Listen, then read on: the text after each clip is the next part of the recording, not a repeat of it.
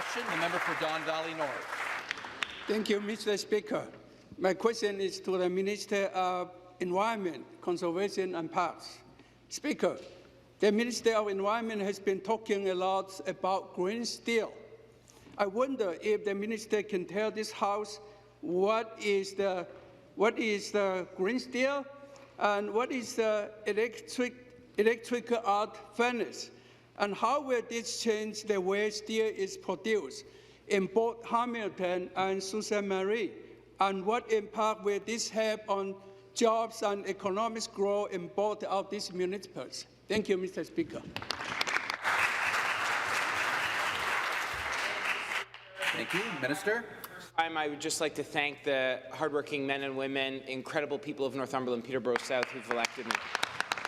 Speaker, under the leadership of Premier Ford and our government, we've become a leader in clean, green steel.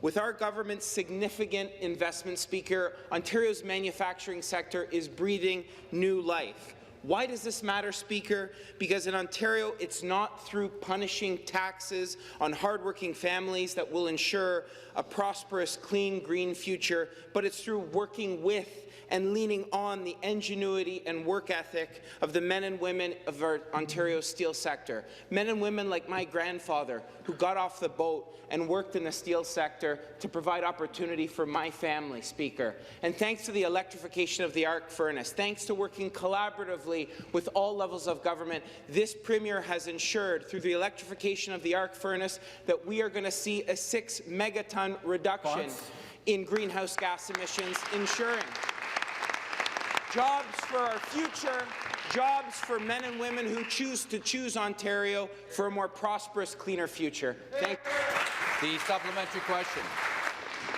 Thank you, Mr. Speaker, and thank you for the Minister's response.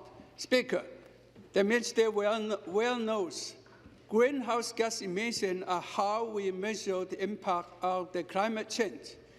As the Minister knows, there are many people who believe that only a carbon tax can reduce greenhouse gas emissions. However, what we have seen is this: high gas price leads to higher costs, higher inflation, and the cost of everything going up. So, Speaker, and as you know, there are also many members in this chamber on the opposition benches who advocate for a $200 carbon tax per ton.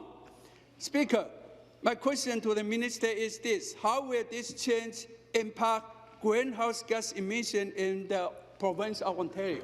Thank you. Minister of the Environment, Conservation and Parks.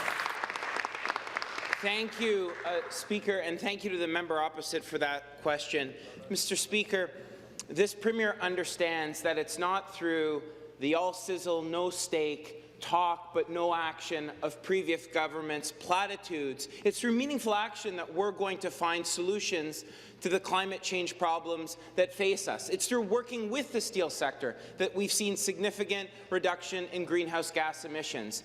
It's through moving beyond NIMBYism to getting shovels in the ground for record investments in public transit that mums and dads, that seniors are getting on public transit, putting the keys down to the car to make it easier to get to work, and through investing in roads, bridges and highways to reduce gridlock, to support a manufacturing sector that's breathing new life, electric vehicles that are powering a cleaner, greener future. Through partnering with Indigenous communities in the North, we're seeing a renaissance critical mineral strategy that's going to ensure Ontario is a manufacturing powerhouse in clean, green cars of tomorrow. And I'm proud of that, Speaker.